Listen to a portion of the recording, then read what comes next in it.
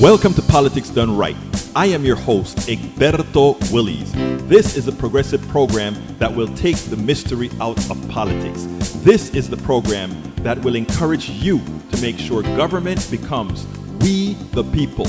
Whether you are liberal, progressive, conservative, or otherwise, you get to air your point of view. We are an independent media outlet that, unlike mainstream media beholden to corporations, we only owe allegiance to you. Remember, you can also send me a tweet at EGBERTOWILLIES. That is at Egberto Willies. Let us engage.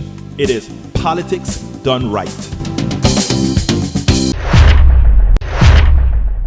Well, folks, welcome to one more edition of Politics Done Right. I'm Egberto Willies, your host. Thank you so kindly for being a part of the show. Welcome to another great show that we intend to have today. Welcome aboard, Mike. How you doing, Mike? Bridge MCP is here. She says, hi all. How is the eye? Well, I have two bionic eyes now, two artificial lens in my eyes to resolve my cataract issue. I'm still dilated on this eye, so I'm a bit blurry. And you know something? Since I'm a bit blurry, if I misread something, forgive it and blame the eyes. Anyway, welcome aboard, Bruce Pollard. Welcome aboard, Bridge MCP. Welcome aboard, Mike. Welcome aboard, Lee Grant. Welcome aboard, Daniel Ado. Welcome aboard, Alistair Waters. May Wood. Welcome aboard. As well as Melanie Keelan from Barcelona, Spain. As we have as well AV Cube, El Señor Rodney, and the one and only, our union activist, Yvette Avery Herod, the one and only beautiful Yvette Avery Herod. Welcome aboard, folks. Welcome to all that are listening on the different networks, YouTube, Tweet, everywhere else as far as. And by the way, in podcasts, thank you guys. Don't forget, share the podcast as well. Don't only share the live programs. The podcasts have been doing very well, and that is how we are going to get our message, what again? Out. Anyway, just a little quick thing on personal. Yesterday, I got my surgery for the left eye. The right eye is done, and the right eye is coming along great. It seems I can see very well out of the right eye. The left eye is still dilated, still fully kind of making depth perception and that kind of stuff a little bit more concerning until the swelling goes down, and that's why they give me all this stuff to stick in my eye, right? So that's what I'm going to be throwing in the eye continuously to make sure all gets well. And you know what? I found the service at Dr. Man's Eye Clinic, whatever it's called, the people there, but that's how it is everywhere. Whether it is whatever hospitals I go to, not doctor's office. I have other stories about doctor's office. I'm not going to go there. But the people, I'm talking about the nurse assistants and the people in the front desk and all these places, they're always so wonderful, right? So I left here today and I'm like, you guys are beautiful people. You guys are great. I love the bedside manner you guys have. The prices are too damn high. And you know what? I turned them on to come into the show here and to Politics Done Right at KPFT. And I said I'm a political activist. And I don't care what your politics are. I want to talk to you guys all of the time. And healthcare for all. And when I said healthcare for all the nurse practitioners and everybody turned around and did this and shook their head. And we know what they're doing right there with the overcharging and all of that is a part of the system, is systemic. But I was so amazed. I thought I kind of gave a preface that said something like, remember, your politics don't have to agree with my politics to come and check us out and all that kind of stuff. And I said, and by the way, I do believe in healthcare for all. And I mean, it was amazing how everybody turned around. Not one, not two. I'm not talking about the doctors in the back, or although most of the doctors, like my sister, believe in healthcare for all. But these guys just turned around and shook their head in agreement. Nobody said anything. They just turned around, looked at me. All of them looked at me and shook their head. I'm like, wow, what are we waiting for? Activists, we have got to make it more obvious. If you are in a private center based on capitalism the way this place is at.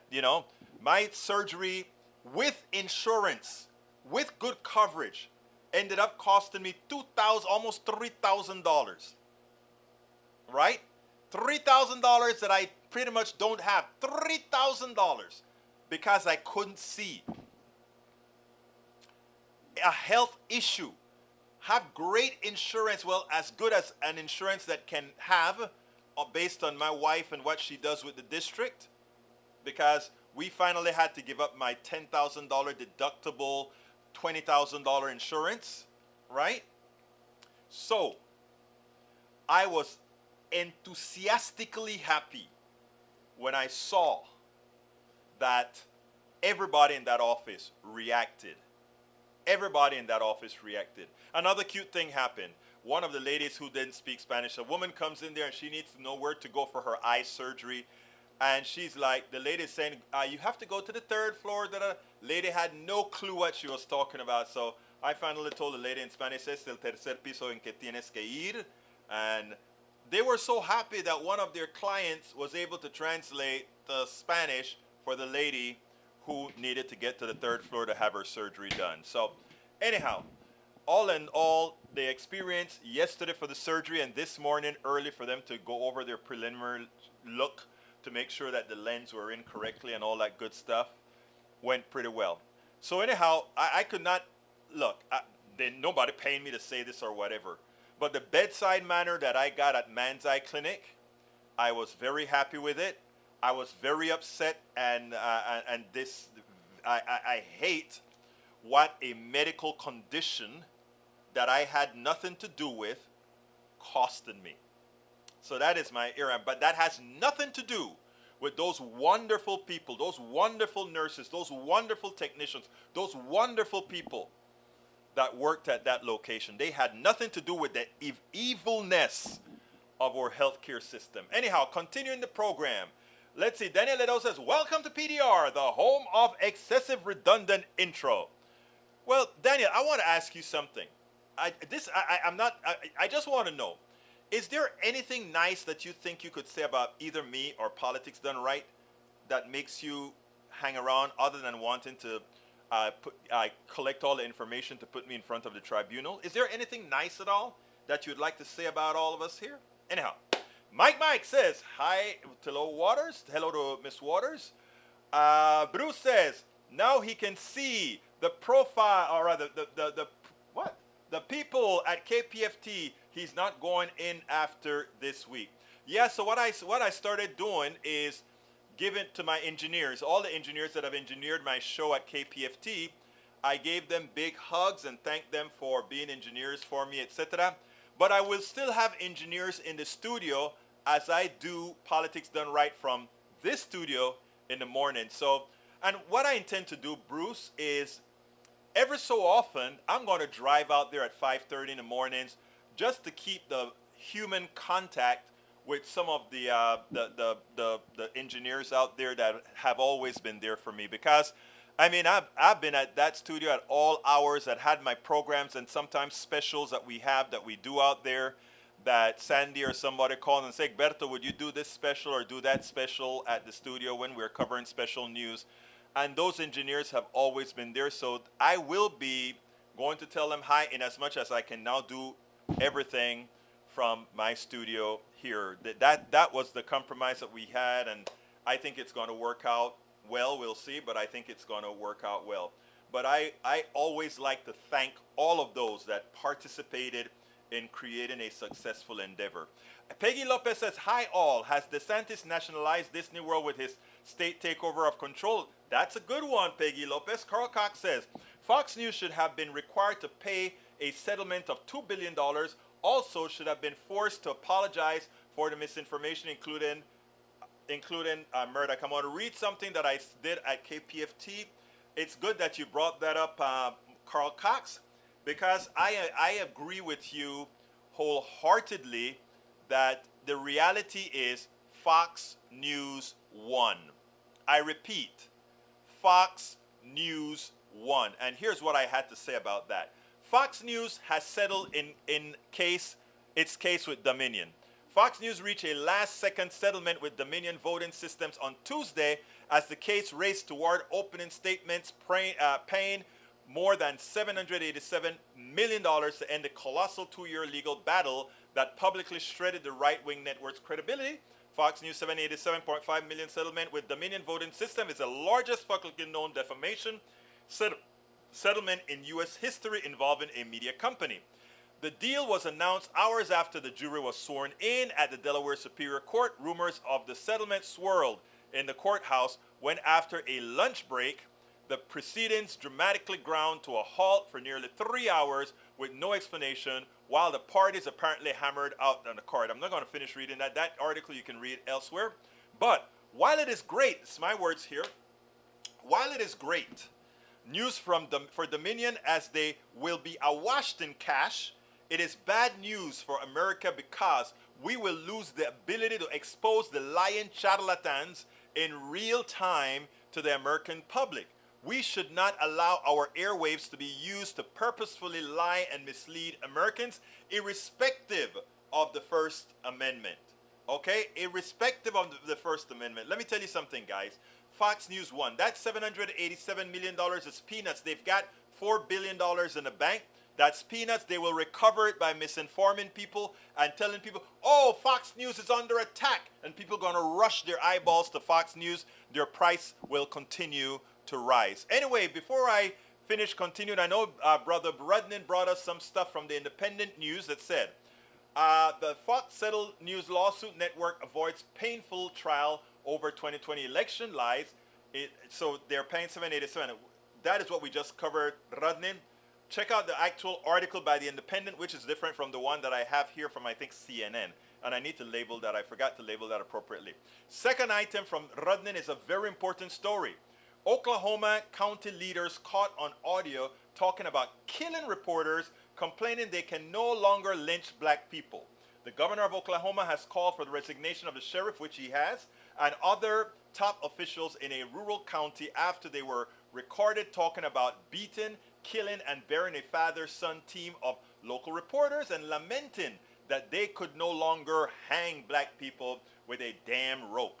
Governor Kevin Stitt called for McCurtain County Sheriff Kevin Clardy, County Commissioners Mark Jennings, Sheriff's Investigator Alicia Manning, and Jail Administrator Larry Hendricks to step down. And after the McCurtain County Gazette News published an article over the weekend about what was captured on the recording. What is this? Reading the details about what was actually recorded, it's even worse than the headlines. Horrifying. The thing about it, Brother Rudnin, is this is not, if this little county in Oklahoma, we have that kind of wordiology occurring. Think about, I ask again, think about what is occurring in many of these other rural county run by these crazy right-wing folks that buy up all the Fox News crap that they put out there. That's what they see. You know, I feel sorry for those commissioners that said those words. They just don't know how outdated they are living in that particular cocoon. Though they are dangerous, they don't know how outdated they are. I mean, it's amazing. Evil knows no bound. Mike says, birthday boy. Whose birthday? Did I miss something? Oh, Alistair Waters, his birthday is May 18. That's my birthday. Whose birthday is May 18? Is there somebody else's birthday May 18, or are you speaking about me, beautiful Alistair Waters? All right, let's see what else we got. Peggy Lopez says, hi all. Has DeSantis nationalized Disney World with his state takeover of control? Hi all, happy birthday, Egberto. Oh, Alistair Waters says, when is Egberto's birthday? No. My birthday is May 18, way yonder. All right, continuando con lo que estoy diciendo, mi gente. Carl Cox says, Fox News should have been required to pay. I read that one already, $2 billion. I agree. Fox News is an evil corporation, a lying corporation, and one that will continue to lie, but they will just lie now in a fashion where they can't get sued. And here's what I have to say to that. They lied about Dominion, so Dominion could sue them. They lied about the other company that's suing them for $2 billion. I can't remember the name, Metrics, or I don't remember the name of the company that's suing them. They can get sued for that. But here's the deal. Now Fox News is just going to say they're saying this, or some are saying the election are stolen, and they're going to use that terminology. My contention is that anybody listening to Fox News, whether they be liberal, progressive, Democrat, MAGA, whatever, has stand-in. Note what stand-in means. If the words that you are putting out affects you, you've got stand-in. If I go to Man's Clinic and my eyes are doing fine, and I said, those guys cut open my eye and they tore it apart and it didn't work and it's a lie, they can come back and sue me because I lied about the good work that they did. Well, Fox News is supposed to be a news channel revealing news.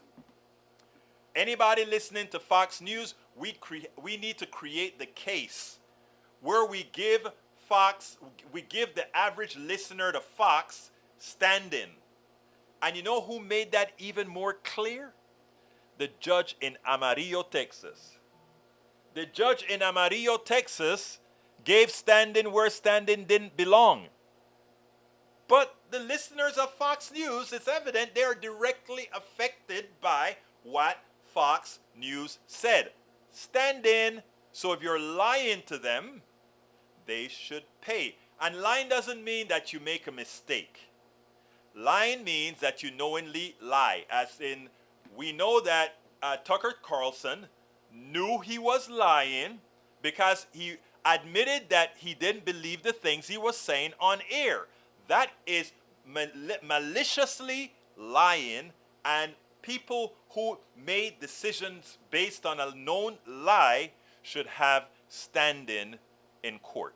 And that's my point. Lee Grant says, the posse might address the level of societal rot we have on our hands. Hundreds of Chicago teens riot, smashing car windows and attacking tourists, prompting large police response as locals and tourists fled.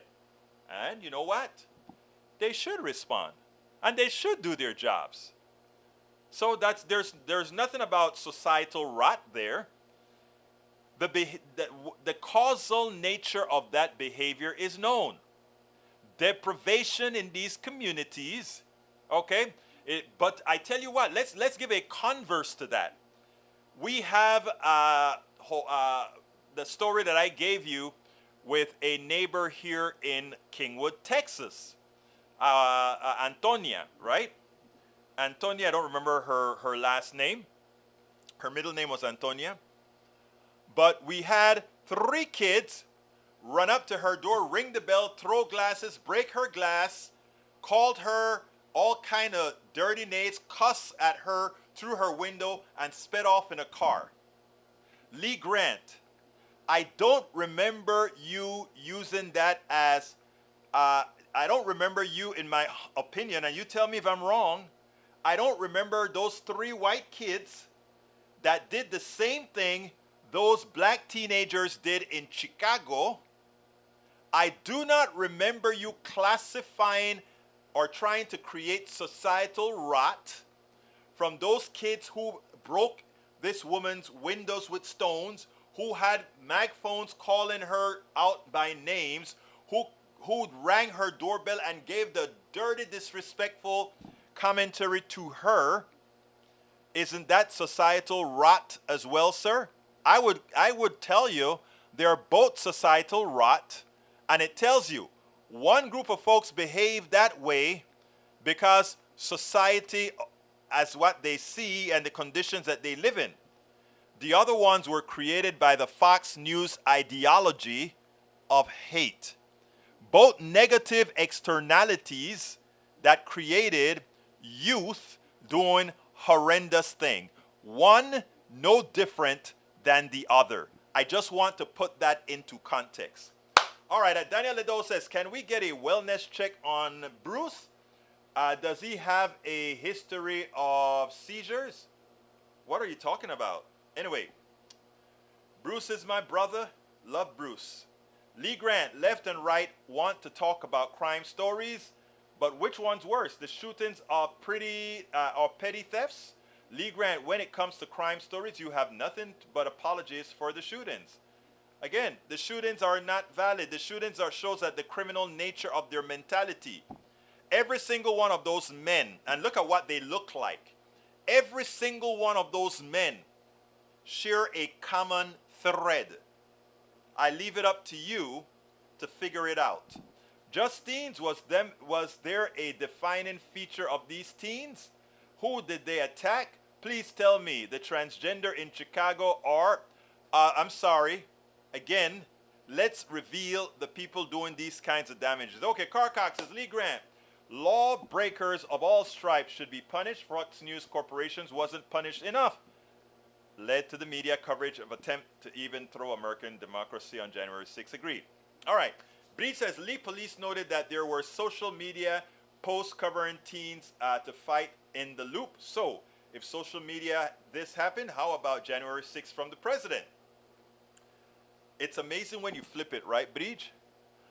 Breach MCC, oh, you sweet Egberto. I sure hope so. I sure hope so. And E2247 is in the house. He says, hello, relatives. Today's visit going to be the best ever.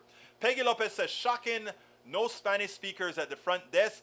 I was checking into the hospital 57 years ago, and every pregnant Spanish-speaking woman birthed her baby on the floor. No Spanish speaker present. I hear you, girl.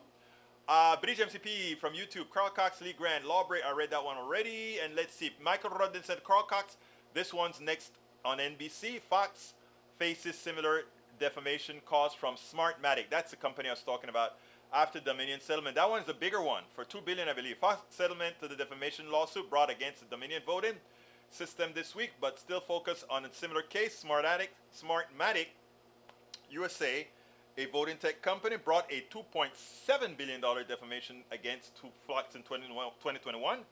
The pace of Smartmatic case has been slower than Dominion's and is considered about a year behind.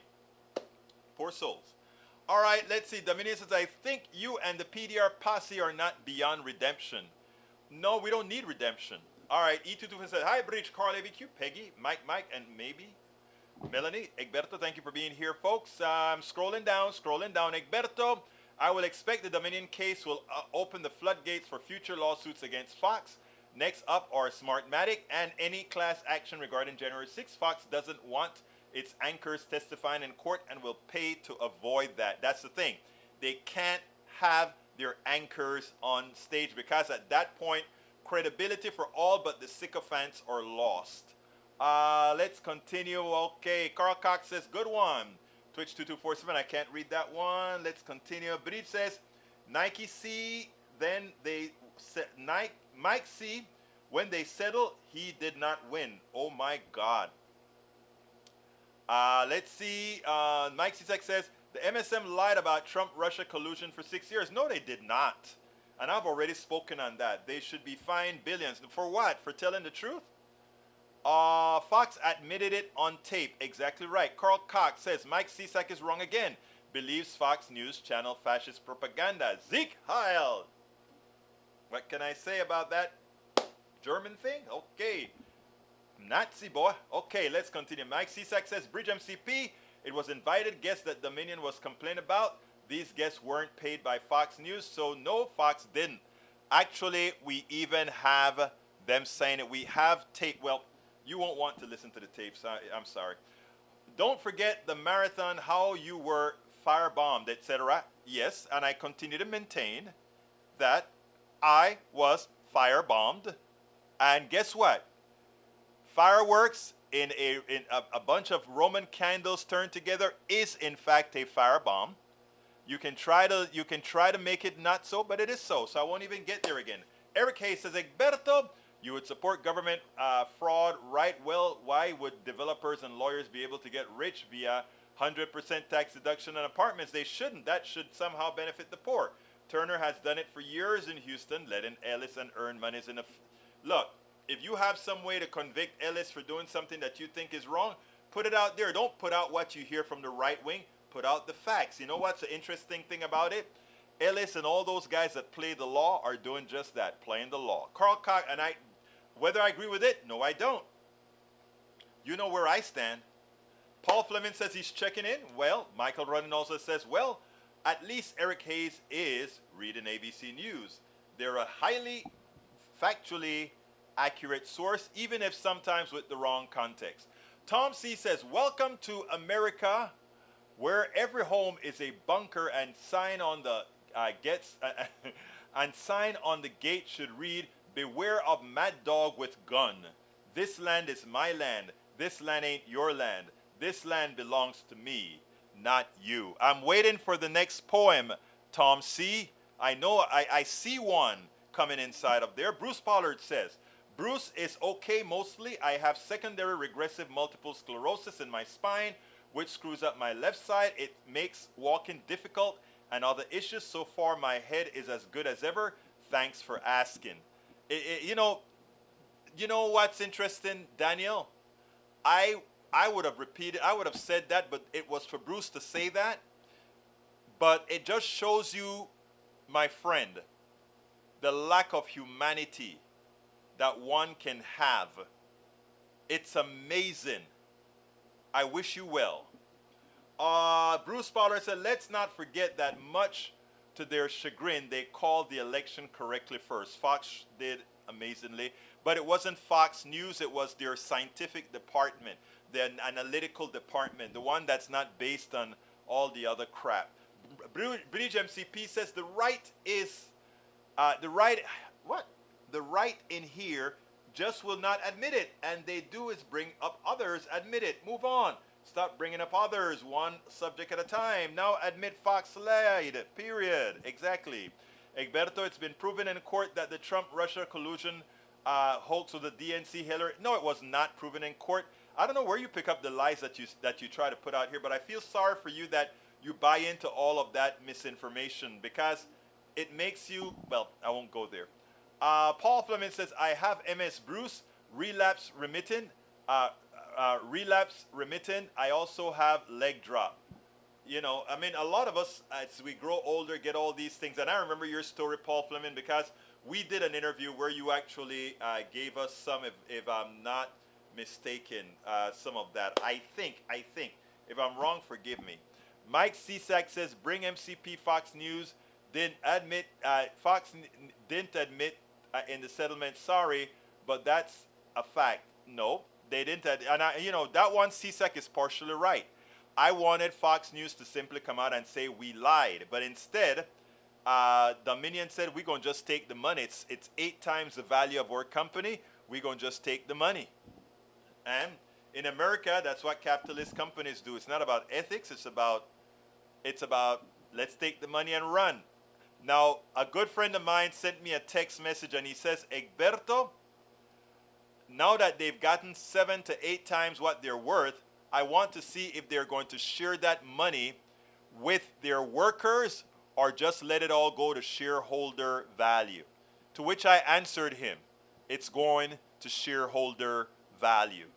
Anyhow, that's just how capitalism works in our country. There's no point in, the only stakeholder that matters are the ones with capital. Anyway, we're going to start this way. Khanna says this, and he's actually correct. Khanna says, please don't fall for 2016 again. We can't allow a 2016 again where Donald Trump won. He lost the election, but won the electoral college because we spent too much time on the frivolities of Donald Trump. Check this out. We'll take it on the other side. What's your response to the president's comments surrounding this case? Jose, I agree with the president that the law enforcement process will play itself out, and I have faith in that. I hope we don't make the same mistake in 2016 where we just start covering Trump's trial and Trump's scandals, and we focus still on the school shootings in Tennessee. We focus on the president's message of bringing manufacturing jobs back, of lowering prices. That's really what the American people want to talk about, and I fear if this just becomes a Trump spectacle 24/7 on cable news, that he's going to benefit in the same way he benefited in 2016. Congressman, I do want to talk to you about what's happening behind me, because the Manhattan DA, right, Alvin Bragg, dismissing letters, right, from your Republican colleagues seeking more information on the hush money investigation. Where does this go next? When it seems like the Republicans in the House are committed to, right, interviewing, seeking testimony from folks like the Manhattan DA, along with, of course, folks inside the Biden administration.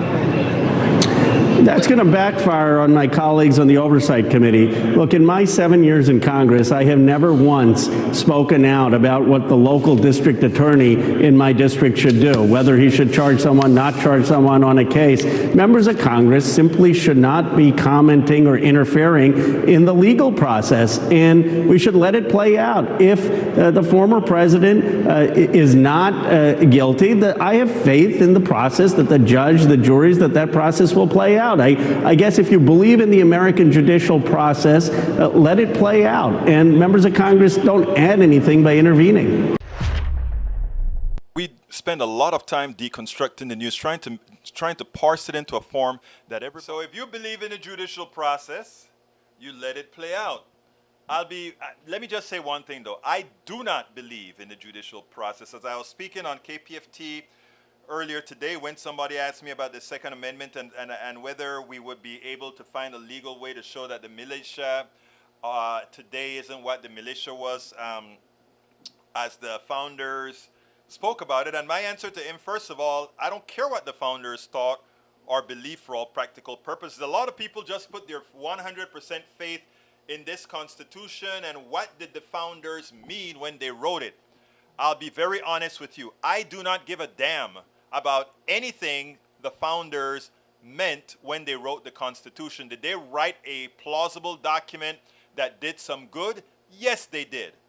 But as far as me wanting to go into their minds a few hundred years later, I am not going to try to go into the minds of the founders. I'm going to go into the minds of what people are living today. I'm going to go into the minds of who've been hurt by the thought process of these founders. After all, Egberto Willis was 3/5 of a person when these founders wrote the Constitution. After all, women could not vote because the interpretation by states of who could vote was limited, was not instantiated within that document, so women couldn't vote.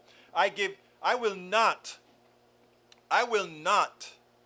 and no, none of you who are listening to my voice should give any preeminence to what the founders have written as being a gospel. Did they get certain things right? Yes. Did they get a lot of stuff wrong? Yes. The Electoral College was completely wrong, especially for these times. Not having, specifically making sure that all people could vote was completely wrong. Not allowing a compromise where black folks were 3/5 of a person was wrong. Not creating institutionalized force so that all treaties that were created with the indigenous people were realized, there's nothing in there protecting that. No, I'm sorry. For those who are upset when I say things like that, I just ask you to look in the mirror. Because 95% of you who look in the mirror, the Constitution was never written for you. It wasn't until look at the documentary created by David Cobb, myself, and others called Legalize Democracy. We had to legalize democracy after the Constitution was written by many factors, using the judiciary, using plebiscite, using all kinds of forms. we had to do to make the Constitution a more democratic document. But when that document was created, only 5% of Americans could vote. So please, people, let's not reinvent history. The reason why too often nobody wants the real history of the United States to be taught, they don't want the real history of our creation to be taught, is because what we learn is that we were not far off from the monarchy. There is a lot of myth in what we've learned. There's a hell of a lot of myth in what we've learned. And until we come to pass and come to understand those things, then you know what? We will repeat the same mistake as Trump has allowed people to do what they were thinking of for a long time, to be instantiated. Please, people, love each other. Don't lie to each other. Understand our past. Don't blame folks for the past. We blame those who want to reinstitute the past. That's all. That's all. Anyhow, we got another video to show. And this other video is, Greg Abbott likes to promote himself as the person who believes in the sanctity of life. Greg Abbott loves to talk about law and order. And the first time a right-winger murders somebody that he didn't like because they opposed his evil, after a smart jury convicted that criminal murderer, what does he want to do?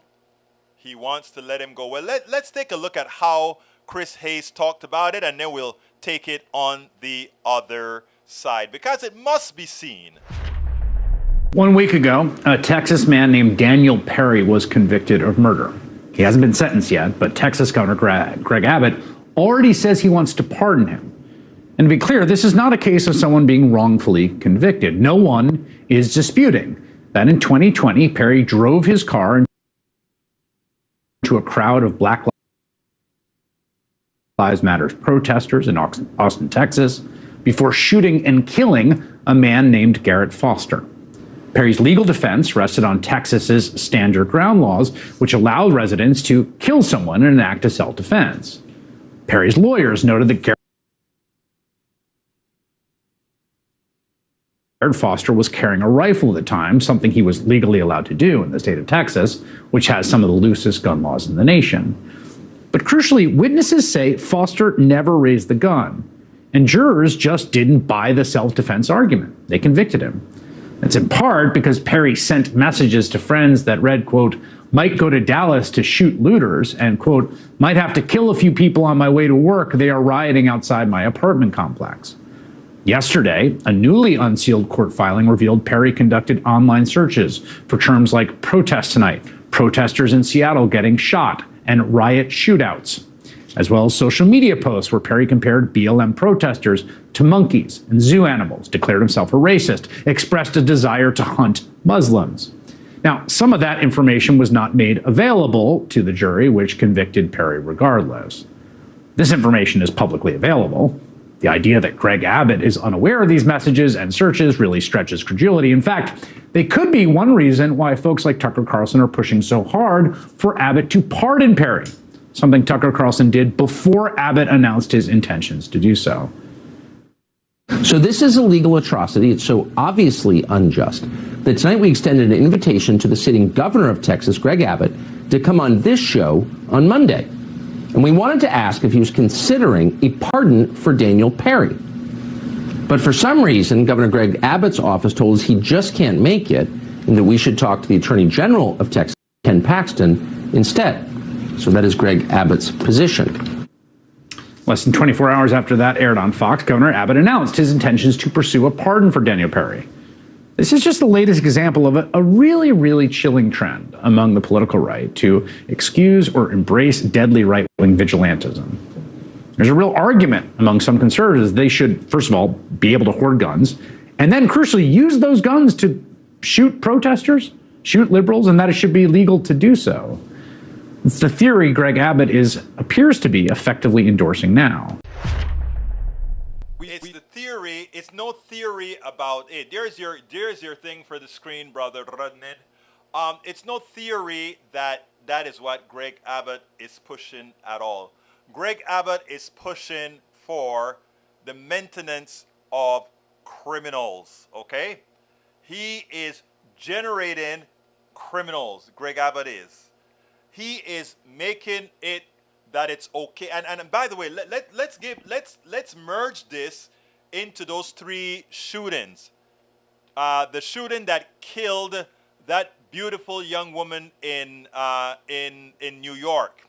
Let's look at the almost killing of a young man in Missouri who was shot by an 85-year-old thuggish, and I gotta call him that. If somebody rings your bell and your answer to that bell is a bullet through the glass, and then when the person falls on the ground is a bullet through the shoulder or the arm, that's a thug. That's a criminal.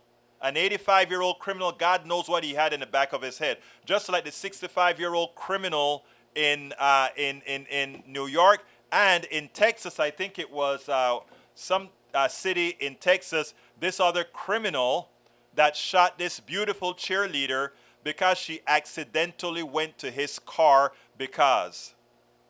Okay? You know what's the central figure here? The availability of guns. Whereas somebody may have shouted and said, hey, that's my car, leave it alone. Or whereas somebody would have said, get away from my door, I'm not answering the door, you have a gun. You feign that you're scared. And the first thing that comes to mind is using that thing that is so easy to get to. The blood of all three of those people are on the hands of the NRA, their supporters, and the politicians who've allowed those laws. They are the killers. They are what we should call accomplices. They incited those killings. Make no mistake about it. They incited those killings. They are criminals. They are criminals, and all of them should go to jail. That's where they belong. They are a menace to society. First of all, getting a gun like that, then using the gun like that. These people are a menace to society, and they must be removed from society. That's how we talk about those common thugs that go ahead and do something. We got to criminalize all those who use these guns. Then maybe, even as these particular criminal politicians pass these criminal laws, people will disregard them and say, nah, I better not get me an AR-15 because I may get in trouble more so than the other. All right, so what we got here, Daniel says, so it's open season on leftists in Texas. That is horrible. People are killing willy-nilly around here and getting away with it. I swear, MAGA and Daily, so I don't get shot down at the HEB. Oh, really? You were a MAGA? Well, what can I say? All right, but he says, sure, Eric, change subject instead of commenting on how insane this is. You notice I didn't bother reading some of these things, my dear sweet sister. Anyway, I got one more, and this one is about changing subject. We're going to Israel now. Chuck Todd did a fairly good job in embarrassing Benjamin Netanyahu, who I consider a war criminal. I consider Benjamin Netanyahu a war criminal for what he has done in Palestine. This has nothing to do with my Israeli brothers and sisters, my Jewish brothers and sisters. Unfortunately, Netanyahu is nothing but a war criminal. Take a look at the amount of kids from the cities in Gaza and in the South Bank that he has demolished, killing people, killing reporters. The man is a war criminal.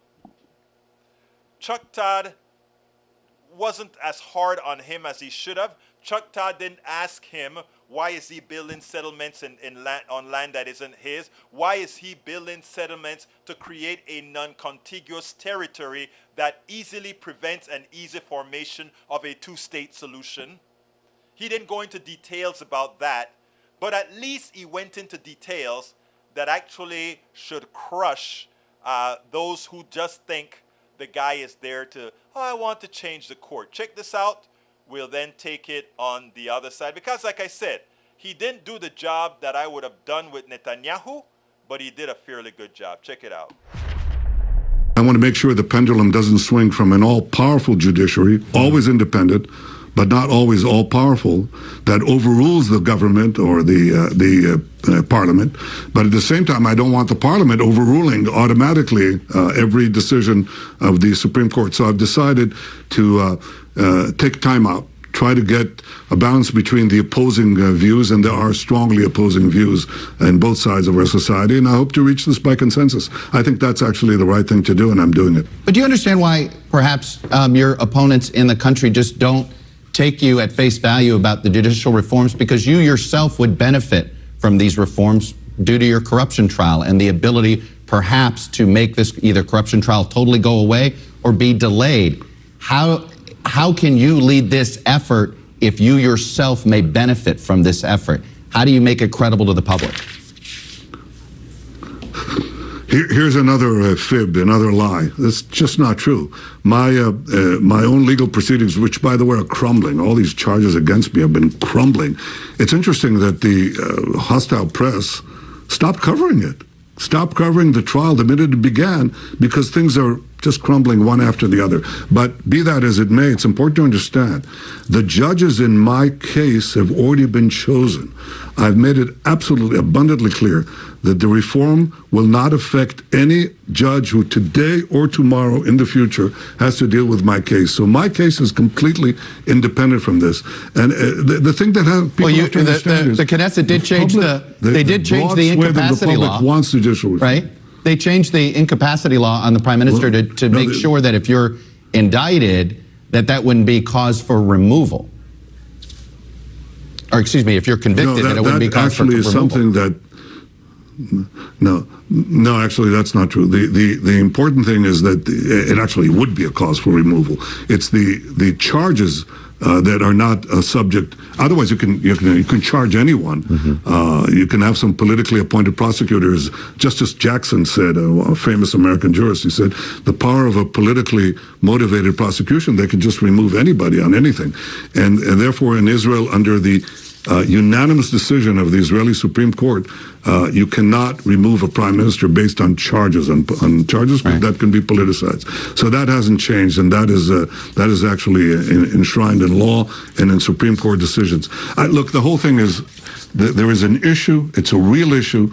It affects many democracies sooner or later. Yeah. It's affected Israel because of the imbalance of the three branches of government. We're trying to bring it back in balance, but I think trying to bring it back into balance requires, at least for me as prime minister, of a democratic, fiercely and robustly democratic country called Israel, to try to do it in as broad an agreement as possible, and I'm definitely giving it a shot. By the way, willing to take also absorb blows from my side in so doing. Do you accept that this has taken a toll on you politically, that the public doesn't like this? Do you accept the premise that the public is upset about this?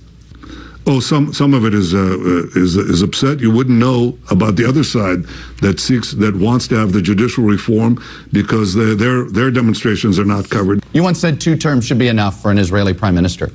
Why'd you backtrack? Yeah, I didn't backtrack. I said if you had a presidential system, you could put term limits on the prime minister. There is no elected parliamentary democracy in which you have limitations on terms of service of the prime minister. Oh, I know there's not there, but you yourself said you only have that in presidential. You yourself said you didn't think staying in power that that if you can't accomplish your goals in your first term, you might accomplish them in your second, but you don't need any more time than that.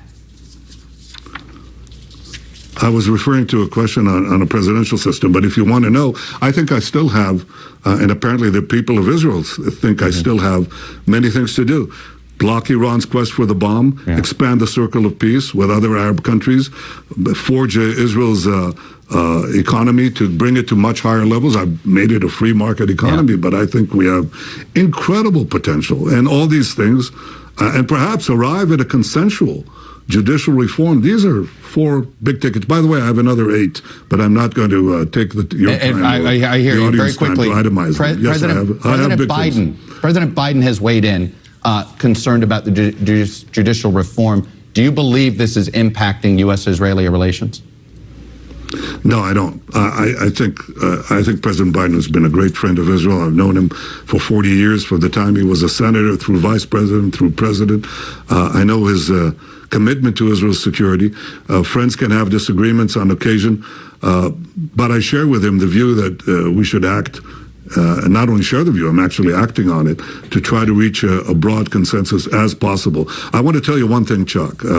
When I compare the degree of coordination between Israel and America on security matters, on intel, on cyber, economic cooperation, I mean, there's just no comparison to where this was 27 years ago. Today, I think Israel, I always say America is Israel's indispensable and by far the best ally. But I want to tell you, I don't think you have a better ally in the world than Israel, because Israel has become a great technological power and a great asset to the United States. Well, I don't know about that. I could talk about a whole lot of other countries that I consider, while not mentioned in our mainstream media, are a better value for America. We could start with a country like Brazil. We could start with other countries like, to put it bluntly, we could even talk about Argentina, but I'm sorry, Chile, but I won't really go there, okay? I won't really go there. Anyhow, Egberto, why did you put him on air? It was important. Let me tell you why, Michael. It's important for people to see we support Israel, okay, as a country, but this guy is not just a neocon. This guy is a fascist running to be dictator of the country. And we want people to at least have him at the tip of their tongues as we put more information out on criminals like this guy. Anyhow, we are getting close to the end. I think I see 57, and I think I was right when I saw 57. Let me go ahead and ask my dear brothers and sisters to please support our program. We are so far still running on negative. So we ask you so kindly to support the program. How can you support the program? You can support the program by going to politicsdoneright.com/PayPal and either support it as a one-time contribution, one-time form of support, or you can do it as small monthly support if you want. I love them all, but I prefer the latter. You can support us in the same manner at Patreon. Patreon is another platform that supports people that do this kind of work that we're doing. If you are on YouTube, you can just go ahead and click that join and just say, you know what, a few pennies, I'm going to support Politics Done Right. If we can get thousands of these, we can actually get some help in getting people to help me cut videos, blogs, etc. Right now, I'm writing books, writing blogs. Bridge MCP, thank you so kindly for that super chat. Get well, keep preaching the truth. Thank you very much. I had a hard time reading on the backside of blue. Thank you so kindly for that support. Anybody else who wants to just click that button and be a supporter, please do join. Please go ahead and support as well at YouTube. Just click that join button. If you click that join button, you immediately become a PDR Posse member on YouTube. Likewise, if you're not on YouTube but want to be one via YouTube, politicsdoneright.com/YouTube. I've just added that into the chat.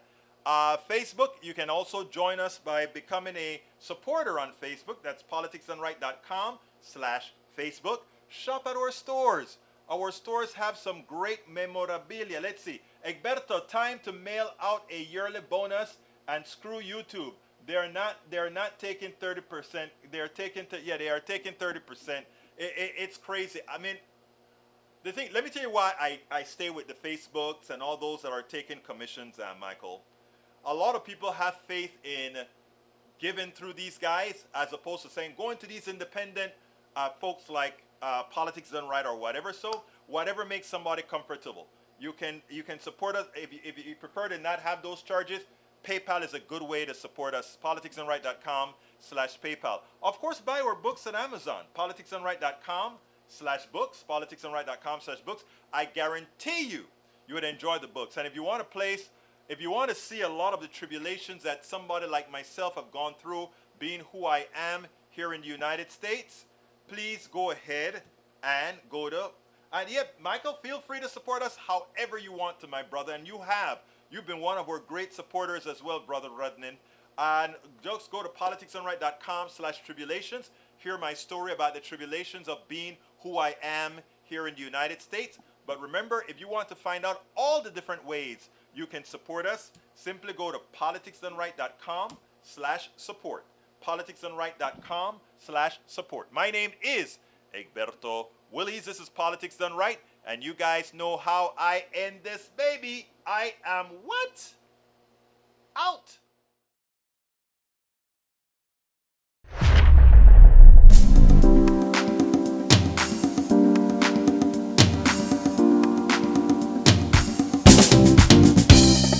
Welcome to Politics Done Right. I am your host, Egberto Willies. This is a progressive program that will take the mystery out of politics. This is the program that will encourage you to make sure government becomes we the people. Whether you are liberal, progressive, conservative, or otherwise, you get to air your point of view. We are an independent media outlet that, unlike mainstream media beholden to corporations, we only owe allegiance to you. Remember, you can also send me a tweet at EGBERTOWILLIES. That is at Egberto Willies. Let us engage. It is Politics Done Right.